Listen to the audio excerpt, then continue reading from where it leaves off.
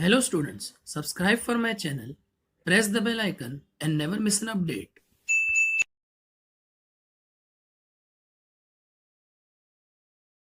Hello students, welcome to my YouTube channel classic tutorial.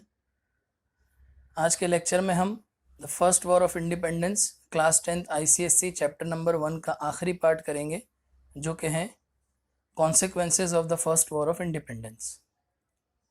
The revolt of 1857 was suppressed but it shook the British rule in India. हालांकि ये revolt तो कुचल दी अंग्रेज़ों ने, इसको ख़त्म कर दिया, लेकिन अंग्रेज़ों का रूल जो था वो इससे बहुत ज़्यादा डिस्टर्ब हो गया इंडिया में, या चेंज ही हो गया पूरा। End of company's rule.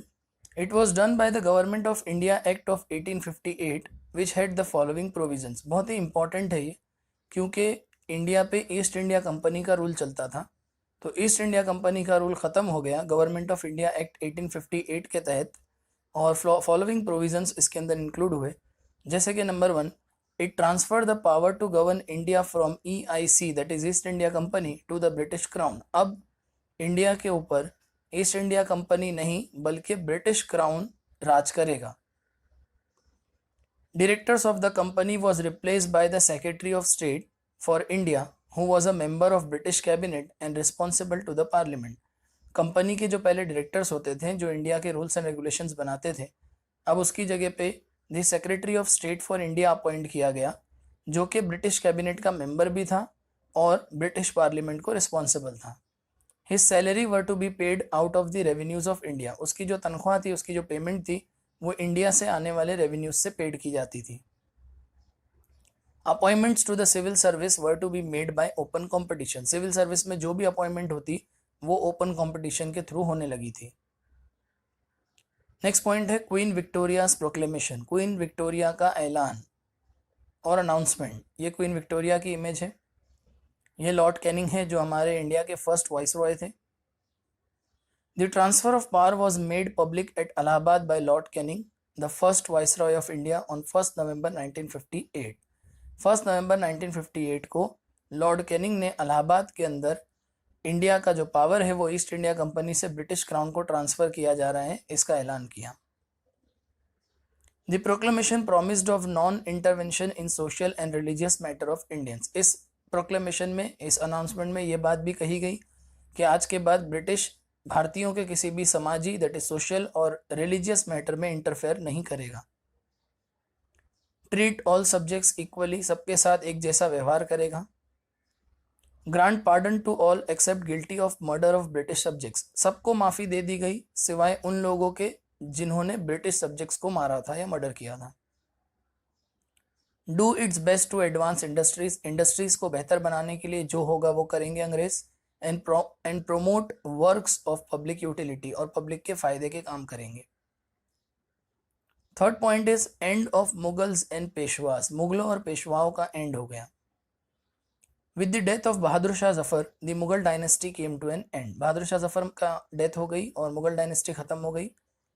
Nana Saheb the last Peshwa fled to Nepal. जो आखिरी पेशवा थे नाना साहेब, वो भी नेपाल चले गए after the failure of the revolt. Revolt के बाद Thus ended the two enemies of British। इस तरह ब्रिटिश लोगों के जो दो एनिमीज थे वो भी खत्म हो गए।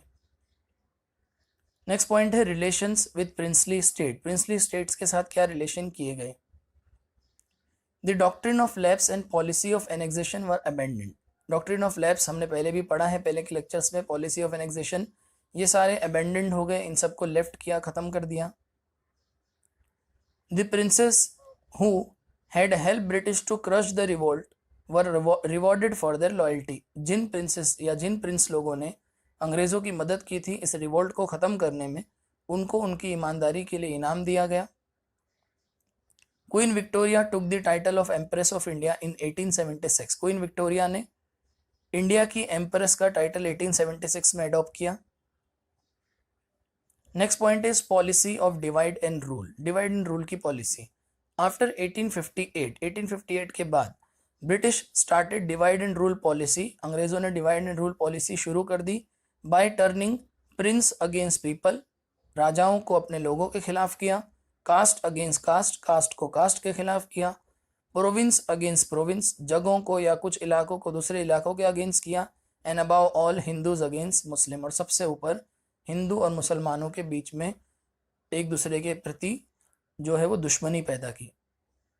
Next point, they also encourage hatred among the Hindus and Muslims, जैसा कि मैंने अभी बताया कि हिंदू और मुसलमानों के बीच में नफरत पैदा की, so that they could never challenge the British empire in India, ताकि आगे वो अंग्रेज़ों के एम्पायर को दोबारा चैलेंज ना कर सके। यहाँ पे मैं थोड़ा सा एक रिवीजन बताऊँ आपको, क्योंकि जो इमीडिएट कॉज था, वो जो राइफल का कॉज था, वो ग्रीस कार्ट्रिज को जो दांत से तोड़ना पड़ता था, जिसमें काव और पिग के फैट यूज़ किए गए थे, इस वजह से हिंदू और मुसलमानों ने बहुत ज़्यादा इस रिवॉल्ट में पार्टिसिपेट किया था और इनसे ब्रिटिश लोगों को काफ़ी नुकसान भी हुआ। इसलिए उन्होंने आगे ये कभी नहीं चाहा कि ये दो कम्युनिटी साथ में यूनाइट हो, इसलिए इनके बीच में नफरत पैदा की डिवाइड एंड रूल पॉलिसी की मदद से।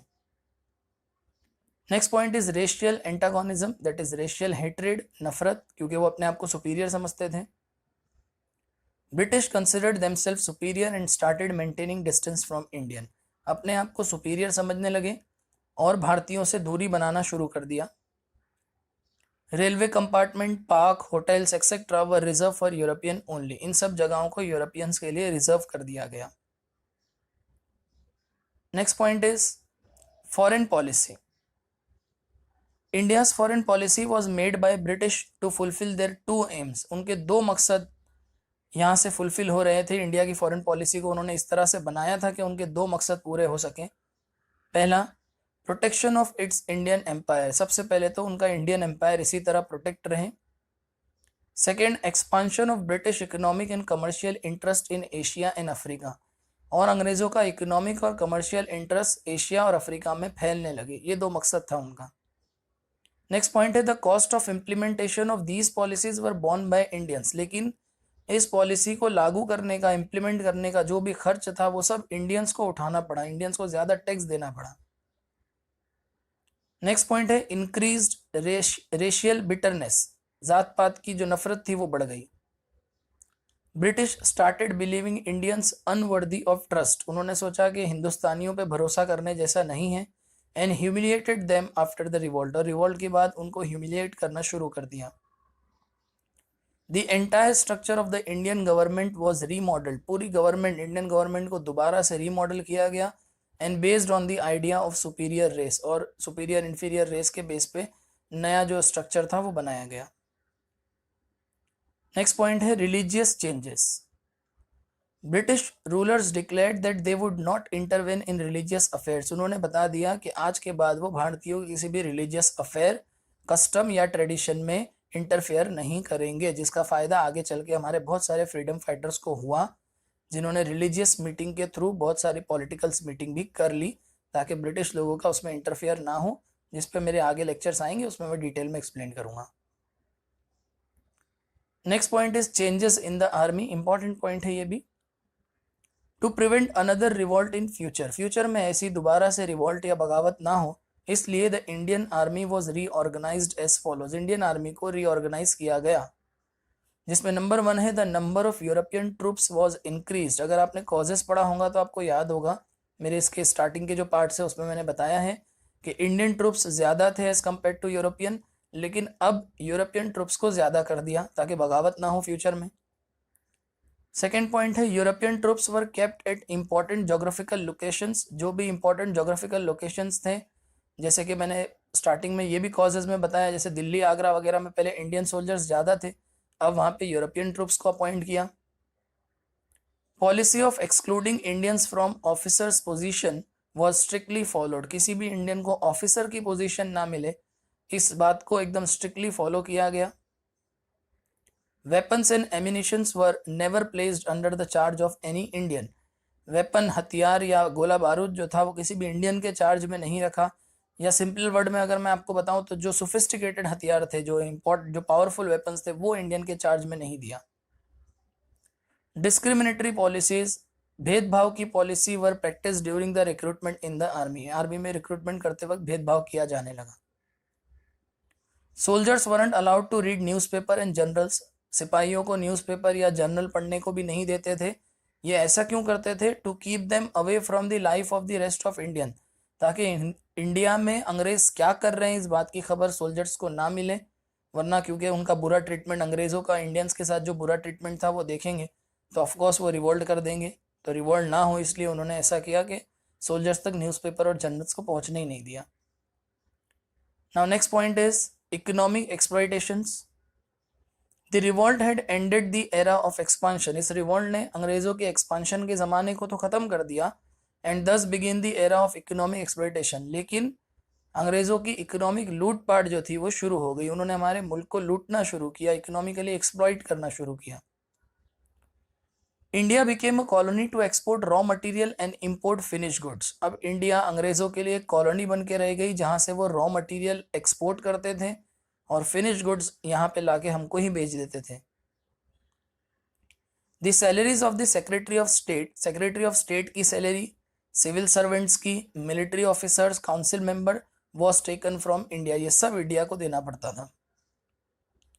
पेजेंट्स बिकेम पुअर, किसान बेचारे बहुत गरीब हो गए, खास करके इंडिगो पेजेंट्स बहुत परेशान थे, कुछ लोगों ने तो रिवोल्ट भी की थी। Rural industries like handicrafts, weaving etcetera collapse. गांव के अंदर जो आर्टिशंस थे जिनके हैंडीक्राफ्ट या वीविंग कपड़े बुनने की इंडस्ट्री थी वो सब कोलैप्स हो गई। इंडियंस हैड टू पे हैवी इंटरेस्ट एंड डिविडेंड, अंग्रेजों को बहुत इंडियंस को बहुत ज़्यादा इंटरेस्ट और डिविडेंड पेड करना पड़ा अंग्रेज़ों को, क्योंकि अंग्रेज़ों ने ब्रिटिश कैपिटल इन्वेस्ट किया था इंडिया के अंदर, तो उसके ऊपर जो भी डिविडेंड होता, जो भी प्रॉफिट होता, वो भी इंडिया को ही देना पड़ता। नेक्स्ट पॉइंट है राइज ऑफ नेशनलिज्म। नेशनलिज्म मतलब देश के प्रति प्यार, देश के प्रति एकता की भावना जो थी वो रिवोल्ट के बाद बढ़ी। The revolt of 1857 paved way for the rise of the national movement. कहीं ना कहीं इसी बगावत ने आगे आने वाली नेशनल मूवमेंट के लिए रास्ता बनाया। सेक्रीफाइसेस मेड बाय रानी लक्ष्मीबाई, रानी लक्ष्मीबाई की कुर्बानियाँ, नाना साहेब की कुर्बानियाँ या मंगल पांडे की कुर्बानियाँ became the source of inspiration for many upcoming freedom fighters.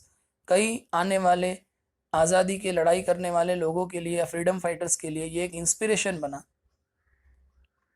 It also started a tradition of resistance to the British rule. इसने एक ट्रेडिशन, एक रिवाज शुरू कर दिया कि अंग्रेजों के रूल को रेजिस्ट करो, रोको। और ये लास्ट पॉइंट है, लास्ट कॉन्सिक्वेंस है, gulf between Hindus and Muslims. Hindus और मुस्लिम्स के बीच में फासला बढ़ाया, दूरियां बढ़ाई। Hindus and Muslims showed great enthusiasm in this revolt against the British, क्योंकि हिंदूज और मुसलमानों ने इस रिवोल्ट के अंदर बहुत बड़ा जज्बा दिखाया था अंग्रेजों के खिलाफ। Thus they started creating gap between the two communities by means of divide and rule policy। इसलिए उन्होंने हिंदू और मुसलमानों के बीच में डिवाइड एंड रूल पॉलिसी के तहत दूरियां बढ़ानी चाहिए। They created the feeling of hatred between them। उन्होंने यानी अंग्रेजों ने हिंदू और मुसलमानों के बीच में नफरत पैदा कर दी, so that they might never come together to create another threat to British, ताकि फ्यूचर में वो अंग्रेजों के लिए किसी भी किस्म का खतरा ना पैदा कर सके या खतरा ना बने।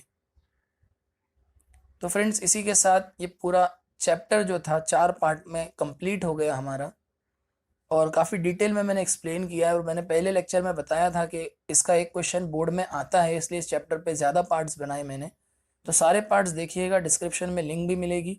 और अगर आपको ये वीडियो अच्छा लगा है तो लाइक करो, कमेंट करो, वीडियो को अपने तक मत रखो, अपने दूसरे स्टूडेंट्स साथियों के साथ इसको शेयर करो, ताकि वो भी इस नॉलेज से फ़ायदा ले सके, उनको भी फ़ायदा हो। और मेरे चैनल को ज़रूर सब्सक्राइब करो। Thank you so much.